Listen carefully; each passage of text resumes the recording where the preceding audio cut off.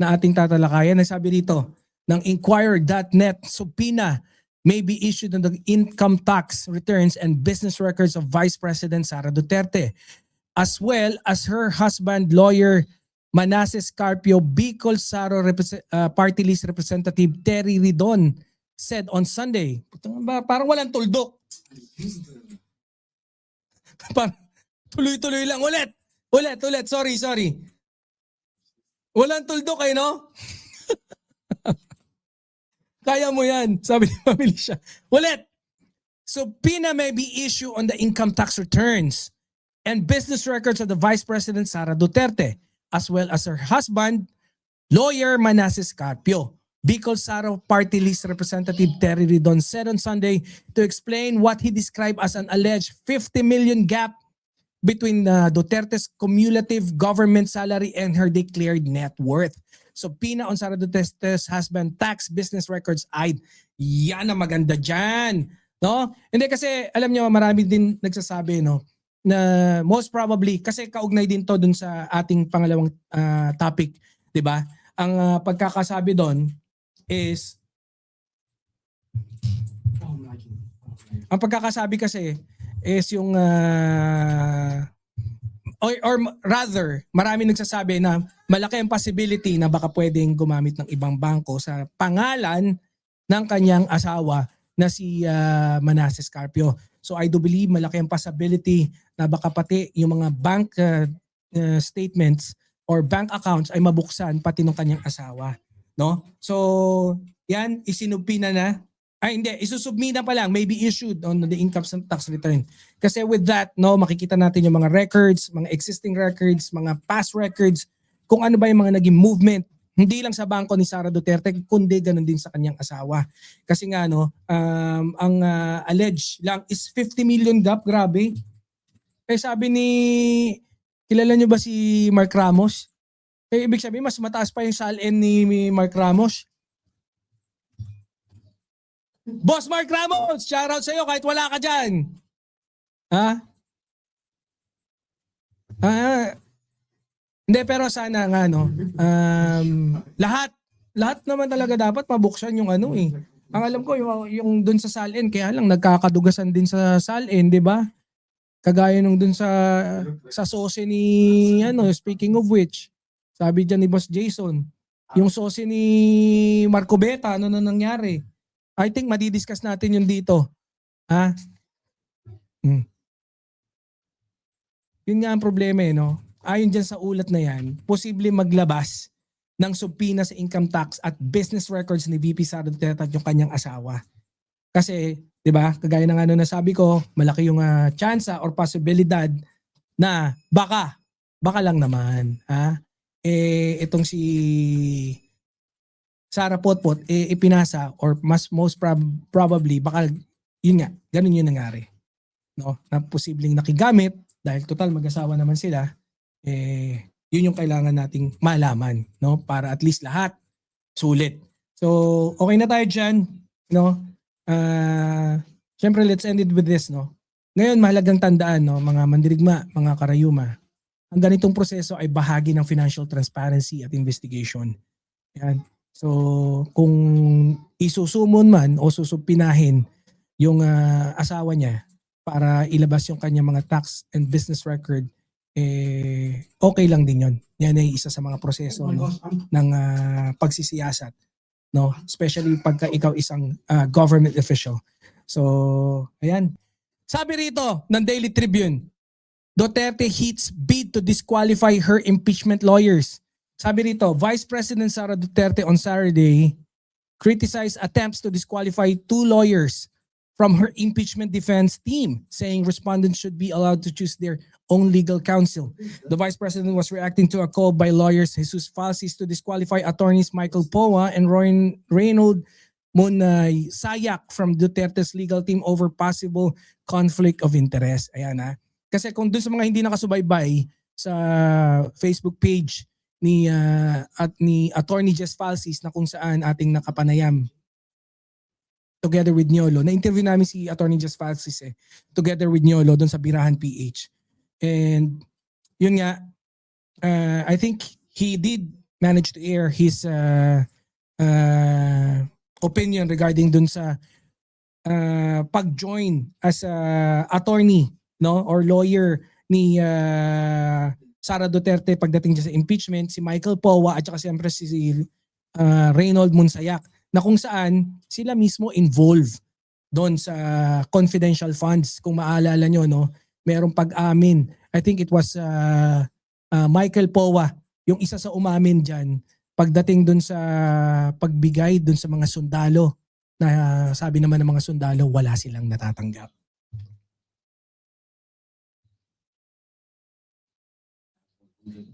Kaya nga, conflict of interest. Yun yung gustong i-avoid sana neto ni Attorney Jess Falsis. Yun nga, pinabulaanan. Sinagot siya ni Sara, narinig ko yan kasi kasama nga yan doon sa pinost ko. 'Di ba? Ilocano kamit gayam, Boss Bibi. Inyakit di. Apayahan nyo nga mo. Okay na. Awanin. Madikayatin. Noon pa, ibagbagak kinyayo nga Ilocano ak.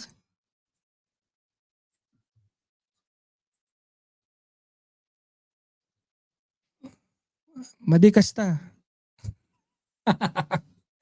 So ayan di ba? Yun nga, kasi may panawagan nga talaga na i-disqualify ang dalawang miyembro ng legal team ni VP Sara dahil umano posibleng conflict of interest. Yun di ba? Pero ayon nga sa kampo ng Vice Presidente, dapat payagan ang respondent na pumili ng sariling abogado sa kanyang depensa. Sabi ni Sara, ngayon lang ako na nakakita na isang circumstance, loading, nag-iisip-isip kung ano sasabihin. Tapos biglang, na hindi pala ako papayagan na pumili ng sarili kong lawyer ba? Isip na naman siya. Pero ayon nga sa kampo ng Vice Presidente, dapat payagan ng respondent na pumili ng sariling abogado sa kanyang depensa. So tingnan natin kung kasi talagang malakas yung clamor, 'di ba, na dapat talaga is ang tawag doon, i-disqualify because marami ang nagtuturo na yun nga, possible conflict of interest. So ayan, sa ganitong sitwasyon, syempre 'di ba, korte o tribunal ang magdidesisyon kung may legal basis ba ang disqualification. So let's see, abangan natin without note, 'di ba? Ito sabi rito, Daily Tribune expresses displeasure over ICI closure. Aba. De Lima Akbayan expresses displeasure over ICI closure. Tingnan natin kung bakit Sabi dito, Mamamayang Liberty Party List Representative Laila De Lima expressed her displeasure with the subpar operation of the Independent Commission for Infrastructure, which is set to cease operations by the end of the March. Ito yan Alam nyo ako, na-appreciate ko yung galawan ni Senator Laila De Lima. Diba? And happy ako sa mga ginagawa niya pagdating niya sa Kongreso. And I do sympathize dun sa kalagayan niya before na naipakulong siya ng 6 years. And yun nga, di ba? Medyo, I think, naabuso siya ron. And Nanay Carmen, yun dyan si Nanay Carmen. Shoutout naman kay Nanay Carmen. So, feeling ko na medyo talaga naabuso si ron. Kaya I do sympathize her, and then I'm with her nung tumakbo siya ng congressman. So okay ako kay Senator Laila De Lima. And nakikiayon din ako dun sa sinasabi ni Senator Trillanes na yellows with the alam nyo ako, loyalista ako Even bata pa lang kami, loyalista na. 'Di ba? And kasi syempre, Nueva Ecija Ilocano ka Most of us are talagang diehard na mga loyalista. 'Di ba? Mama Jovi. So ang ano ko lang kay Senator Laila De Lima, tapos medyo nabuisit din tayo nung hindi ko alam kung bakit. They were like going with the flow na sinasabi na may substance, may sufficient in substance yung ano. Okay lang sana kung marami silang nagsasabi na sufficient in substance eh. Pero they are very few. And talagang overwhelming din yung nagsabi na walang substance. Hindi siya sufficient in substance. So, ang pagkakaano lang is, 'di ba? Kung marami na may mga abogadong magagaling din doon na bumoto na hindi siya sufficient. So, I feel like she's really trying to push it, yung impeachment para kay PBBM. Siyempre, nasaktan tayo doon and offend tayo. Dahil nga, we are going with her, no? We're going with the flow, kung ano man yung sinasabi, ano man yung hingi. And yan din, na ano natin, nung in-interview namin si Senator Trillanes at saka si... Kasama ko na naman si Tolñolo. In-interview namin si Senator Antonio Trillanes together with ako, si Senator Trillanes at saka si Ñolo. Nung interview namin si Senator Trillanes, yun nga, sabi ni Senator, okay lang naman. I'm pretty sure na hindi naman pro-administration, pero parang okay yan si Senator Laila de Lima. Ako, dito, kung yung gusto niya, yung sinasabi niya rito, no? I think, hindi ko alam kung tinapik ba to ni Ma'am TPL3 kanina, pero we were outside. I didn't manage to watch it. Hindi ko alam kung ano yung opinion niya. Pero ako dito, I go with Senator Laila de Lima. I do believe na lumalabas kasi parang ano, no? Dati pinaglalaban ko yan eh, yung ICI na yan. Yung ICI. 'Di ba? Tapos ngayon i-closure. And then kung naaalala nyo, I think it was Chel Jokno and even Attorney Laila de Lima, parang nag-ano sila, they wanted to, yung ICI, para hindi siya matatapos, gusto nila isa batas, 'di ba? Gumawa ng act na mapagtitibay, mapapalakas yung ICI, parang magiging ICA, 'di ba? O parang yun nga, no, na hindi lang para sa mga infrastructure, pero sila yung mga magiging investigative body rin, no, na pwede magsubpina. 'Di ba? Ngayon, although may tampo pa tayo ng konti kay Senator Laila de Lima, pero I'm going with her pagdating dito, 'di ba? Independent Commission for Infrastructure, yung sa ICI. Sino pa yung mga maghahabol? Although sinasabi nila tapos na eh. Pero ngayon, so kung tapos na yung trabaho pala ng ICI, anyari, sino mga napakulong natin? Kontento na ba? Kung ako tatanungin, kontento na ba ako na napakulong si Diskaya? Na yan, kinakastigo na. Kontento na ba ako na nasa labas pa si Bonoan? Kontento na ba ako na si Saldico nasa labas? Kontento na ba ako na si Bong Revilla? Hindi naman sa ICI yon. Kontento na ba ako na parang malabo ng imbestigahan si Chis Escudero? Kontento na ba ako na malabong, ewan ko ba kung makukulong pa si Jinggoy? Kontento na ba ako si Joel Villanueva? Okay lang. Si Marcoleta, kontento na ba? Kaya ako naman may basehan yung pagsabi ko na I go with Congressman Laila de Lima. Kasi nga, hindi pa ako kontento.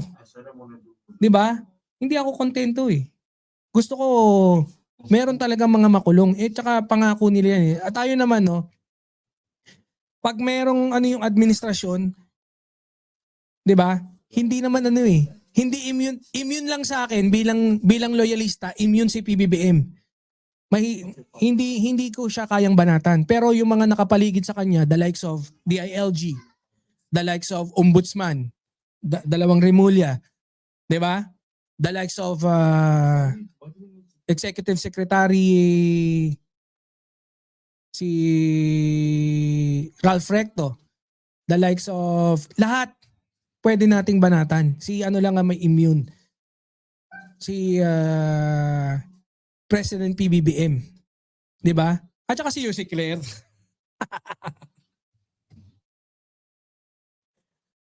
Siyempre, hindi natin pwede manatan. Love natin kasi yun eh, di ba? Kaya, yan okay sa atin yan. Ako naman lagi akong ano eh, pwede ka naman mag-criticize ng may respeto. So, gagaya niyan, ako hinahanap ko eh kay Secretary Boying, hindi kay Secretary Boying, kay Secretary John Vic. Asan na si Saldi ko? Iuwi mo na. Si Baboy Ramo sa Vienna. Iuwi mo na yan. Si Roque. Oh, ikalaboso mo si Atong Ang. Asan na? 'Di ba? Kalampag konti, galaw-galaw ba bago ka magpa-interview. Oh. Madami pa, asan si Bantag? Oh, yung missing sa Bungero, anong nangyari? Oh, madami pa eh. 'Di ba? Nakalaya pa si Saldi ko, si Atong Ang siya na. Oh, yung Bernard Chong hinahanap daw. Pucha,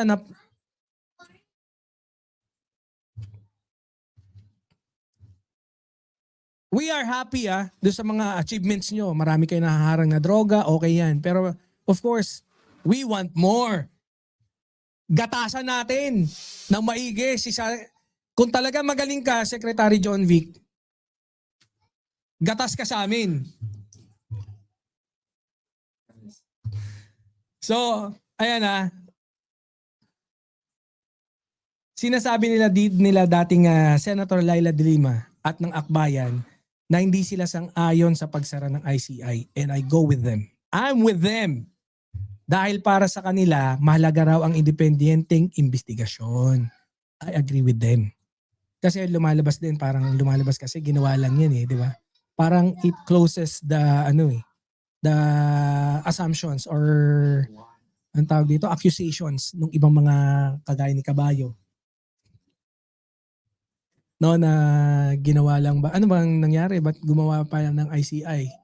'Di ba? Pero nakita niyo naman isang van yata yung ibinigay na na mga dokumento ng investigasyon, napakadami. Ayan.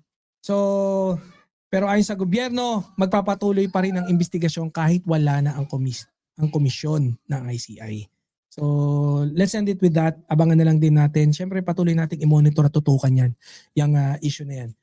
Ito na. Sabi dito, breaking news. Lacson pushes faster action on rising fuel prices. Hindi lang emergency power. Gawin nating permanent amendment sa NIRC. At iksian ang panahon, especially ngayon dahil may gulo sa Middle East. Hindi tayo makahintay ng 3 buwan bago masuspende ang imposition ng excise tax. So yun. Ayan. Hindi ako talaga. No? Ma'am Nessie Mendoza. Anyamit din. Ayan.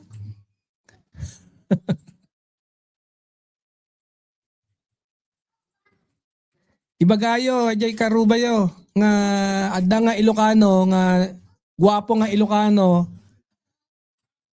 nagla-live dito'y channel ni Niolo. Kayo. Pangit ng Ilocano ko. Anyway, sayang Lacson pushes faster action on rising fuel prices. Hindi lang emergency power, gawin nating permanent amendment sa NIRC. At ang panahon, especially ngayon, dahil may gulo sa Middle East, hindi tayo makahintay ng 3 buwan, masuspinde ang imposition ng excise tax. So, yan nga, I think we did manage to discuss this last week. I'm pretty sure one of us, talagang managed to discuss. 'Di ba? Kasi nga dahil nga sa pag-igting yung kaganapan dito na gera dito sa Middle East. Nyolo, ayan mo. Ay nyakit ito Middle East anak ni Nyolo. Ni Nyolo kay busy suna. Saan nga makalive? Nubigat pay. Ni Nyolo nasa Singapore ang gago. Ay ang loko. Nasa ano, huwag nyo nang hanapin yun. Usapan natin si Lacson. Ba't si Nyolo hinahanap nyo?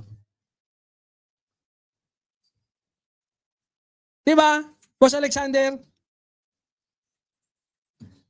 Lumalya mierda. Pero ang tindi, no? Ito si Nyolo, lumalya mierda, nagla-live pa rin. Siga. Siga talaga yung kapatid natin yun. Ayop yun eh. No? So anyways, ito ang sinasabi ko, no? We did manage to discuss this. If not me, I think one of our hosts, Ma'am TPLT or Ma'am Admin Rich, na yung excise tax. And I think we did manage to discuss this nung during our collaboration last Saturday. Yun nga, it was approved dun sa Kamara and it went to the Senate and I think it was approved as well. Pero yun nga, may duration or maturity na I think kung 3 months yan, so medyo nababagalan nga ang ating mahal na senador na si Pamphilio Lacson na mas pogi daw siya kay Marcoleta. Na dinurog si Marcoleta, si Marco Betts. So, yun nga, kasama ni Mima Alicia. May ibig sabihin ka ba dyan, Ma'am Philem? Kasama lang ha? Oh. Hindi, kasama niya si Mima Alicia and si Mike. Nakita ko eh. Hindi ko alam. Malamang si Takero hindi nakasama kasi kagagaling lang ni Takero. Kalalabas lang ng hospital. So, yun nga. Punta na natin tong ating panghuling topic. Siyempre, alam nyo, no, pagdating naman kasi sa ekonomiya, no, talagang marami din talaga yung nananawagan na mas mapabilis yung aksyon and one of which nga is si Senator Ping Lacson. And marami din namang iba, no, na gustong tumulong pero mas okay na to na si Senator Ping Lacson, mas okay na to, wala, may masabi lang. Ulit, erase. Hindi, yun nga, di ba? Siyempre, nag-aalala tayo para sa ating mga kababayan dyan sa Pilipinas dahil sa pagtaas ng langis and yung pagbawas ng excise tax, 'di ba? Or pagsuspinde ng excise tax is malaking bagay or malaking tulong 'yan para mabawasan yung impact, no, ng or yung bigat ng mararamdaman nating pagtaas ng presyo ng mga bilihin, lalong-lalo na in particular yung langis. Kaya, no, kudos din diyan kay Senator Pamphilio Lacson, no? And para nga hindi na every time na magkakaroon ng emergency, kailangan pang i-discuss sa Kamara, kailangan pang i-discuss sa Senate, no? Kasi ganyan yan eh, 'di ba? What if baguhin na lang natin yung NIRC, no? Tapos i-dictate doon na every time na may emergency, so parang permanente na. Hindi na siya magiging ano. So, okay yan. Saludo tayo dyan kay Senator Ping Lacson. Sana magkaroon ng magandang resulta yung kanyang panawagan na yan. 'Di ba? So, dapat talagang pabilisin ang aksyon ng gobyerno sa fuel price increases. Kasi mukhang matatagalan pa tong ano. Mukhang matatagalan pa daw dito. Baka mga 3 weeks, 2 weeks, no? Kung kami naman dito, tatanungin nyo, okay lang kami rito sa mga nasa Middle East, in particular sa Dubai. Okay kami mga taga Dubai. We are safe. Sa matter of fact, nakapagpasyal pa kami kanina. Kaya na-late tayo. So, ayun nga, no? Isa sa kanyang mungkahi ay gawing permanente na yung amendment na instead na suspension ng excise tax sa fuel sa panahon ng krisis. So, yun. Okay na tayo dyan. No? Layunin talaga nito is mabawasan ang epekto ng mataas na presyo ng langis sa mga Pilipino para hindi na tayo mag-inarte.